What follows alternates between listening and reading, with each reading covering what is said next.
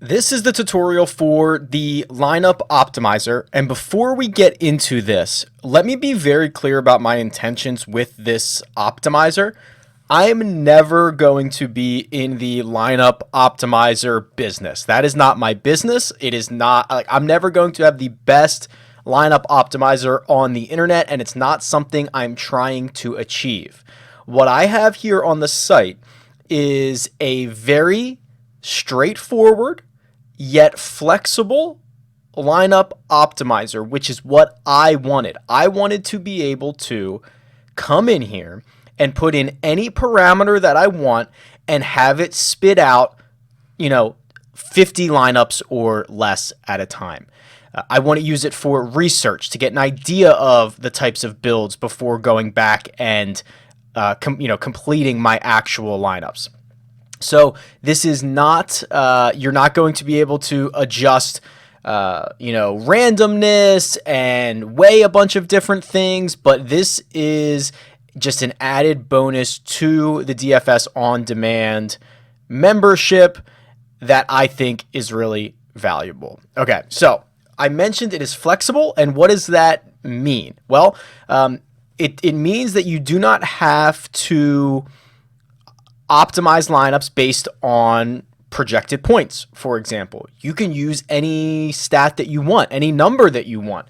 If you want to just sort by or optimize by guys who hit their approaches well, that is a very valuable thing to optimize on, and not a lot of other people are optimizing on that, which gives you an edge if that is a correlated stat for that week.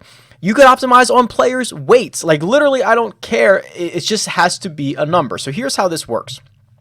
What you're going to do is you're going to go to the PGA cheat sheet, which has all this information for you. And there will now be an optimizer sheet button right here. This is going to download the template that you need for the lineup optimizer. And obviously, it will update each week. So if I click on optimizer sheet, you'll see this downloads in my browser, and I will open up this CSV file, and you'll notice a few things. Let me spread out these columns a little bit. This portion here, columns A through J, is what you need for the optimizer in this format. It looks exactly like the DraftKings salary export, except there is an additional column called max, which is your maximum exposure. So before I get into any of that, let's just copy and paste the information from this sheet into the optimizer and see what happens. So here's what you need to do. I'm just going to select columns A through J. I'm going to do Control C on my keyboard. I'm going to copy them. I'm going to come back into my optimizer, and I'm going to paste them in this dialog box. And what you'll see will happen when I do that is, if you've done it correctly, the optimizer will see the information that you put in, and it will fill it out for you. So now all I have are all the players in here with all of their salaries, and the number that I'm optimizing on is technically, right now, it's fantasy points per game. It is coming straight from the DraftKings salary sheet. Okay, so if I scroll down to the bottom of this player pool, and I kind of give this a quick look, and it looks like everything looks good, and I click Optimize, it's going to open up a new window, and it's going to give me the 20 lineups that I requested, sorted by the highest projected point total. So you'll see here is lineup number 1, here is lineup number 2 to the right, 3, 4, etc. And then if you scroll down, you are going to get your usage report, which is how many lineups each one of these golfers appears in. So Rory appears in all 20 of your 20 lineups. And if I want to use these lineups on DraftKings, I can export to CSV, this button right here, and it will actually create a download sheet in which you can use to upload into DraftKings or copy and paste into edit your lineups on DraftKings, anything like that you've seen. I mean, you've probably done this, or you've seen me do this in like my core cascading videos. These are the DraftKings player IDs in order. Each row of this is a lineup that you could put directly into DraftKings. But let's go back to the lineup optimizer. And let's assume that I don't want Rory in every single lineup. Well, I can close this tab and I can go back to our optimization here, and I can say, okay, change the max exposure on Rory to only 20%. And instead of 20 lineups, I want 10 lineups. And instead of the salary cap being 50,000, I want my salary cap to be 49,500 because I want to make sure that I create unique lineups that are not being duplicated. And the easiest way to do that is to not spend the full $50,000. So now with those constraints in mind, let's optimize these lineups and see what we get. And here you go. None of these lineups are over 49,500, so that worked correctly. And Rory is only in 2 of my 10 lineups because I have a 20% cap on him. Now, that doesn't mean he has to be in 20% of the lineups. It just means he can be in no more than 20%. So because he's such a good play for this week, he's going to max out at his max, which is 20%. Now, I changed the data or the parameters here within the actual website, but you could have done this in your own spreadsheet. After you exported it from dfsondemand.com, you could have made any adjustments here and said, okay, I want Rory to be 20%, Jon Rahm to be 35%, I want 100% of Tiger, 0% of Justin Thomas, and then I could have just copied and pasted this in. So this is what this would look like. Let me copy these in. And I'll first clear out these. You'll see all of my players go away. I paste in my new one, and there we go. Rory's at 20, Jon Rahm's at 35, JT's at 0. You can make the edits in your spreadsheet or here in the web version.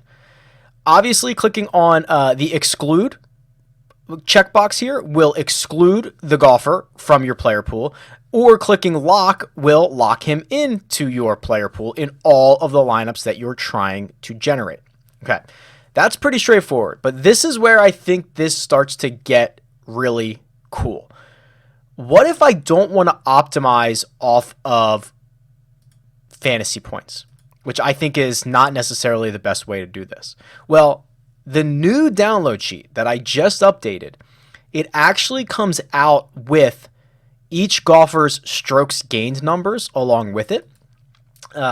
This column here, column K, that's just a spacer. That's just to show you that there is that there's other information here. Because the information to the left, this is what you're actually putting into the optimizer. This is just reference data that I'm giving you that you can use. So if you say, oh, wow, okay, well, I love strokes gained tee to green, which I do. I personally love strokes gained tee to green.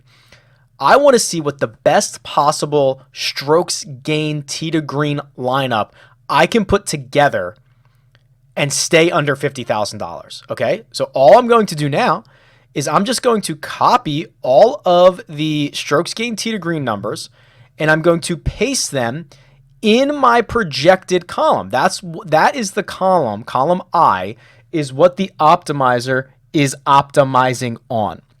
So if I paste this data in, you'll see it'll update. Now take note, when you do this, some golfers do not have any rounds to qualify yet. As the season goes on, that will obviously change.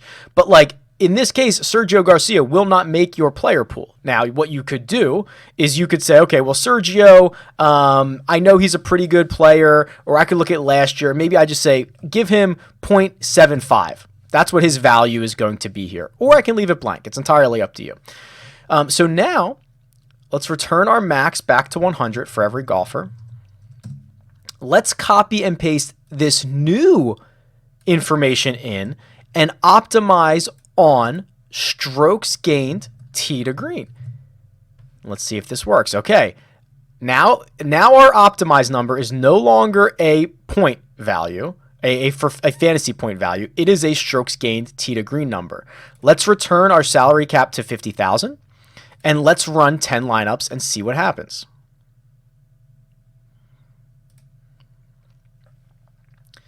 Now, this is what I love. It just pumped out 10 lineups that are essentially summing the total strokes gained tee to green numbers, but keeping you under the $50,000 salary cap. So now the numbers that you're looking at are here. Tony Finau, 2.18 is 2.18 strokes gained tee to green per round. Jason Day, 1.79. Colin Morikawa. Like, you can read the rest of these names. So now your total is 10.25. That is the average strokes gained tee to green for your 6-man lineup.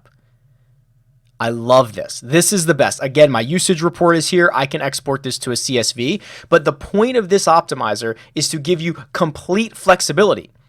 You can really come back in here and do anything that you want. I'm giving you these references here for the major strokes gained categories, which are the stats that I think are the best stats that we have on the PGA Tour. But if you wanted to go get driving distance, or you wanted to go get, you wanted to make your own. Like, sometimes I do this. Sometimes I take strokes gained total and I subtract strokes gained putting. And essentially what this does, and you'll see this here when I find a couple of guys, it really highlights the great tee to green players and the bad putters, which is something I like. Okay, so because I think if you're going to play tee to green well all the time and you're going to be a bad putter, it creates that gap. So this is kind of like a gap statistic for me. So you'll see when I do this. So let's copy and paste this over, our new little gap stat. And I actually have to do paste values because that was a formula there. And then we are going to copy and paste our new information in. And every time you want to copy and paste in the full, every column. You don't want to leave any columns out here. So we're just going to go back up to the top, clear this out, paste our new information in, our new metric, and we're going to optimize our 10 lineups this way. And what you'll see is generally now you're getting these guys who might be really, like Emiliano Grillo's perfect, right? He's a very good tee to green player, but he loses a lot putting. And the idea around this is, hey, if he catches a hot putter, look how much gap there is for him to make up. If he's losing a stroke putting every single round, he gets hot and just putts average, he can add, 4 strokes over the course of a tournament to what he would normally do. So it's basically like, how much room does he have to improve? Okay, so it's not super scientific, but I think it is kind of worth something. Or sometimes what you get is, like, if Rory is so elite tee to green that no matter really what his putting stat is, he's kind of going to be here all the time. So that's one way that I would do it. But you are not limited by anything here. As long as you are pasting in that entire salary sheet, you're good to go. You can put any number in the optimize column that you would like. And this is just a really cool thing to work off of. And as of right now, try to limit it to less than 50 lineups. So 50 lineups or less. So if you did want to do 150, I would at least change the parameters or break them up into 3 different groups, change your exposures for each 50 so that you're getting different lineups and do it that way. The servers that we have, again, there's a lot of crunching going on. I'm not in the optimizer business. So we limit it to 50 lineups right now. And then, you can do multiple groups if you need more than that. All right, that is the lineup optimizer. I hope you enjoy.